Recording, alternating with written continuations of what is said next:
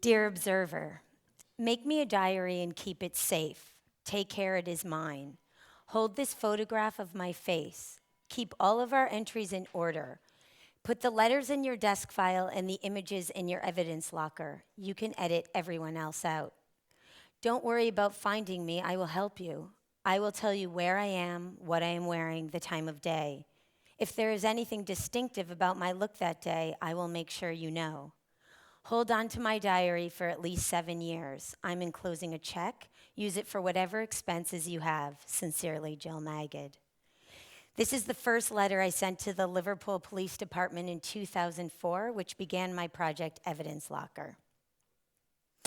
Liverpool's citywide CCTV system was the largest of its kind in 2004. It holds footage for 31 days before it cascades off the system, unless the police transfer files into their evidence locker or a citizen writes a subject access request form, which is the legal document that says who you are, where you were, the time of day, and the incident that happened.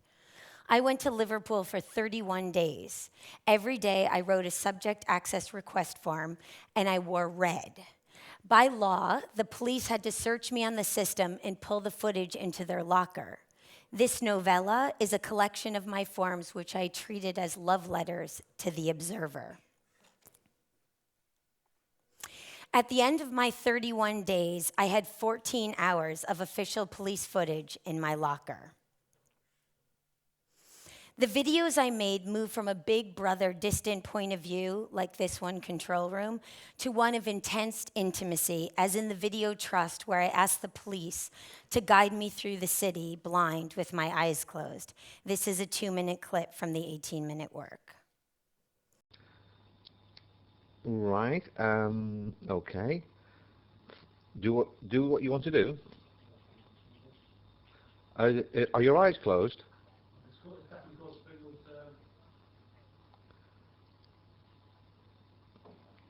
Yes, at the moment. There's several people approaching you.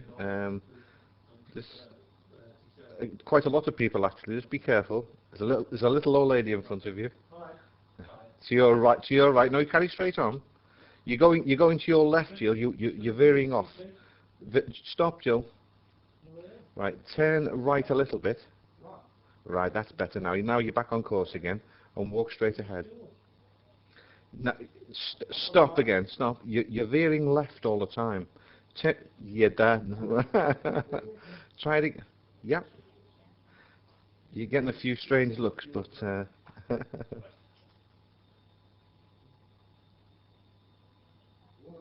Yeah, that's fine. It's really amazing to see people's reaction. Yeah, you're fine, Jill. Keep on going straight. There's no one in front of you. Lots of people about, but funny enough, there's no one in front of you.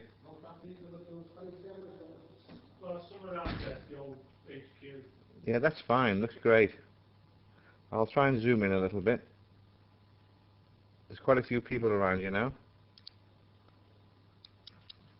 Yeah, keep on going. You're okay. It's fine.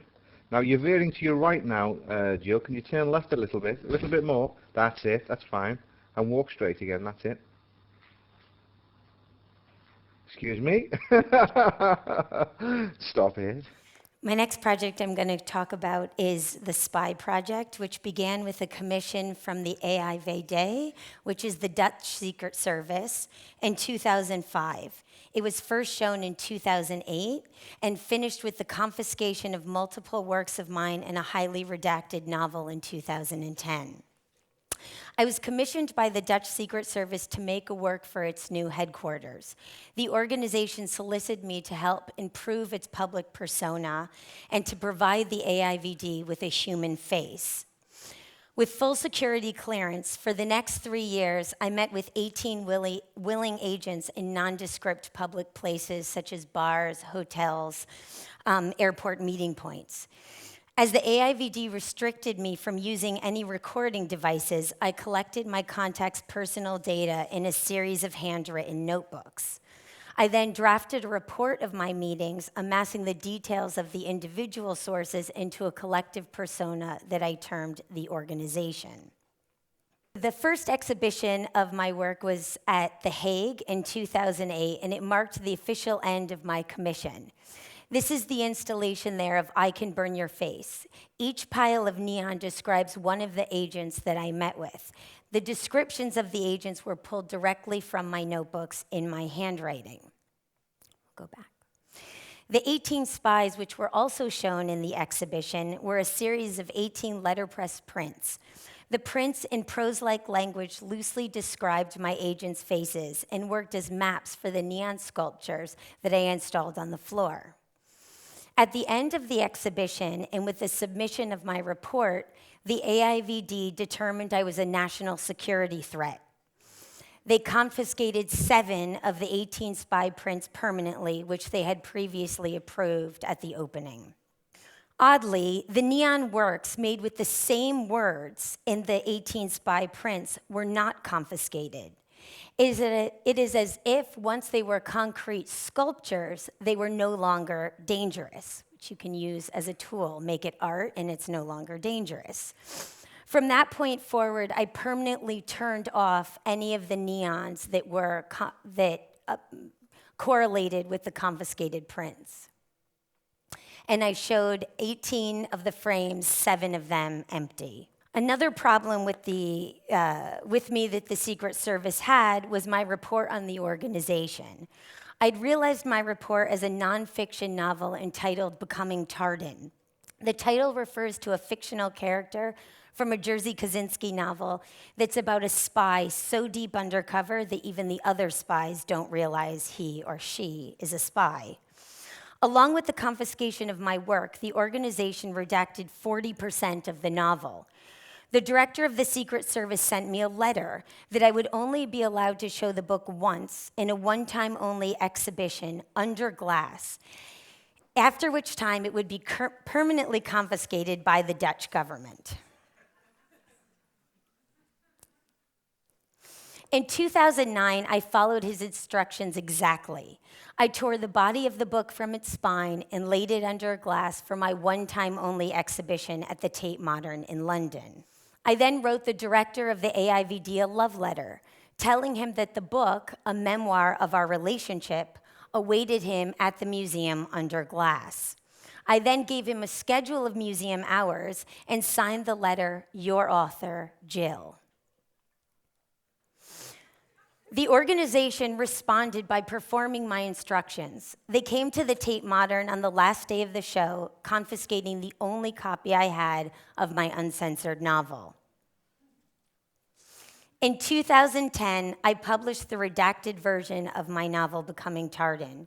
With large, empty, redacted gaps in the text, the AIVD shared my authorship, erasing the face they had commissioned me to expose. Thank you. So do you feel that after working so closely with the police and the secret agency that your perspective of them changed during the process of doing the work or after their weird paranoid interaction? Well, I worked with the police, different police organizations in multiple cities and only one Secret Service so far.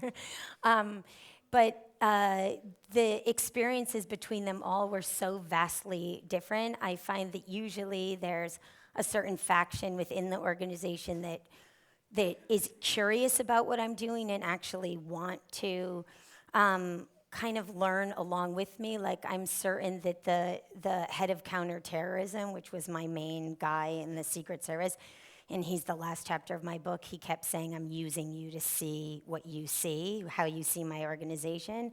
And then, so some people I have these incredible relationships with, but then there's always other people that turn around and kind of explode it, as was the case with the director of the Secret Service. So, yeah.